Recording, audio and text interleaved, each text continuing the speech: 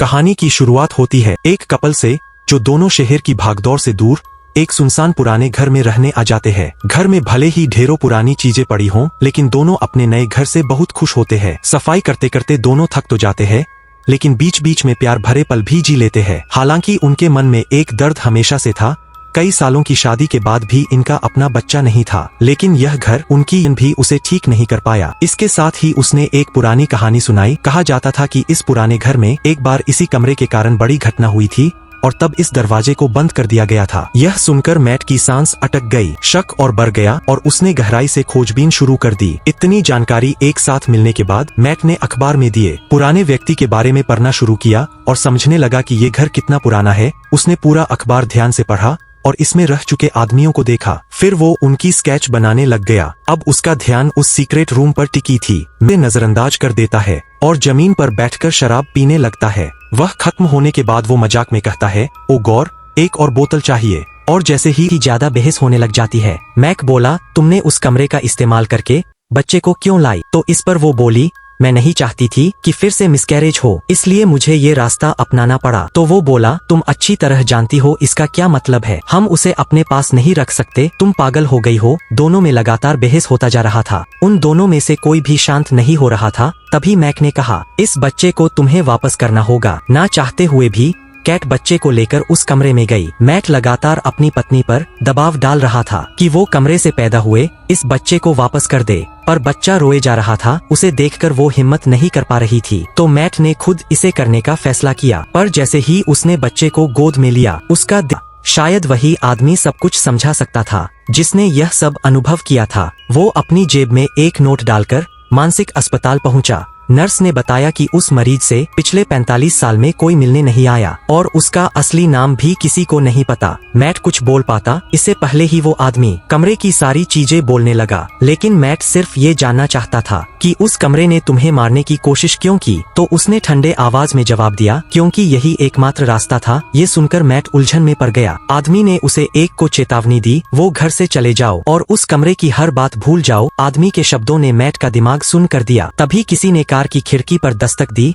तब जाकर वो होश में आया। उसके बीच दूरियां बढ़ने लगी। डर के कारण मैट ने एक हैंडगन खरीद ली और रोज जंगल में जाकर प्रैक्टिस करने लगा कि शायद कभी उसकी जरूरत पड़े। आने वाले दिनों में दोनों हमेशा बच्चे को लेकर झगड़ते रहे, लेकिन उन्हें पता नहीं था कि उनकी हर बात, हर राज नए बने इस घर का बच्चा शॉन सब सुन रहा था। सारा उस कमरे का राज जान गया, पर कुछ बड़ा और खतरनाक होने वाला था। अगली सुबह मैट की नजर एक क्रिस्टल बॉल पर पड़ी जो पहले टूटी हुई थी, लेकिन अब बिल्कुल सही सलामत उसके सामने रखी हुई थी। उसने सोचा था कि उसकी पत्नी ने इसे ठीक कर दिया है, लेकिन केट को असल में कुछ भी पता नहीं था। पर तभी अचानक कमरे की लाइट तेजी से चमकी तो दोनों जल्दी से उस कमरे की ओर गए। फिर जैसे ही दरवाजा खुला, कमरा एक घने जंगल का रूप ले चुका था, क्योंकि शॉन ने उस कमरे को एक जंगल में बदलकर उसमें खेल रहा था। पर तभी मैक गुस्से में उसे उठाया और घर में ले जाकर शॉन को भी फोन बजा। शॉन ने उत्सुकता से फोन उठा लिया। दूसरी तरफ वो आदमी था। बच्चे की आवाज सुनकर वो अजीब रंग से मुस्कुराया,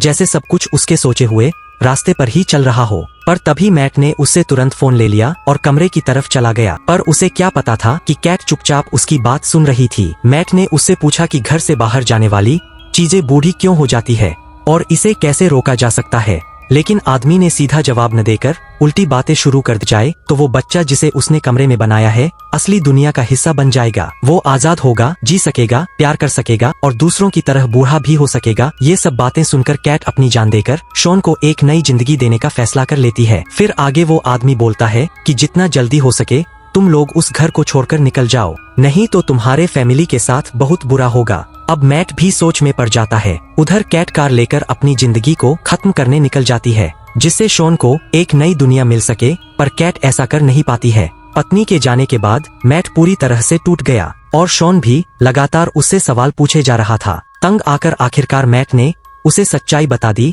तुम्हें बाहर जाने से जर्म्स नहीं रोकते। अगर तुम इस घर से बाहर गए तो बहुत तेजी से बूढ़े हो जाओगे, इतना कि बस धूल का एक छोटा सा ढेर बनकर रह जाओगे, इसलिए हम लोग तुम्हें बाहर नहीं जाने देते थे। और कैट भी इसी बात को लेकर परेशान थी, पर शॉन को उसकी बातों पे यकीन नहीं हुआ। तो मैट ने तुम बस एक मांगी हुई चीज हो।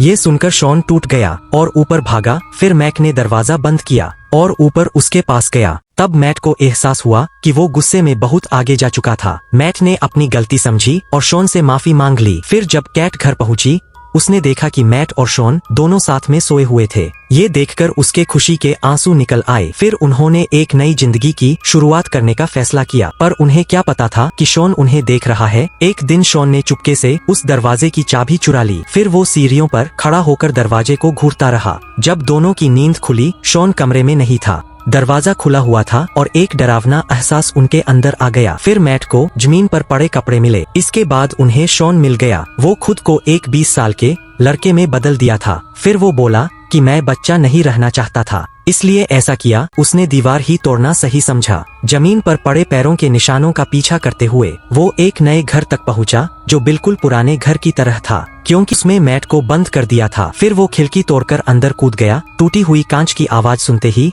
शॉन सतर्क हो गया। केट भी बाहर दौड़ी और उसकी मुलाकात मैट से हुई, लेकिन तभी एक दूसरा मैट भी उनके सामने खड़ा हो गया। अब पहचानना मुश्किल था कि असली कौन है। तभी असली मैट ने उसका निकनेम पुकार कि शॉन ने पूरे घर को एक भूल भुलैया में बदल दिया था। लेकिन मैट ने जल्दी ही एक और तरीका सोच लेता है। तभी शॉन भी उन्हें ढूंढ लेता है। शॉन तुरंत कैट की ओर गया और उसे बोलने लगा कि अब मैट को भूल जाओ। तभी असली कैट और मैट दरवाजे के बाहर दिखाई दिए। असल में मैट ने उस कमरे की मदद से एक और अपनी जैसी जोड़ी बना दी थी, बिल्कुल उनकी जैसी, जिसने शॉन का ध्यान भटका दिया और उन्हें भागने का मौका। उस घर को छोड़कर दूसरे घर में चले जाते हैं। इस दौरान कैट को पता चला कि वो प्रेग्नेंट है। ये खबर उसे खुशी नहीं बल्कि डर से भर देती है और ये कहानी यहीं पर खत्म हो जाती है। अगर आपको ये वीडियो अच्छी लगी हो तो लाइक करें और चैनल को सब्सक्राइब जरूर करें।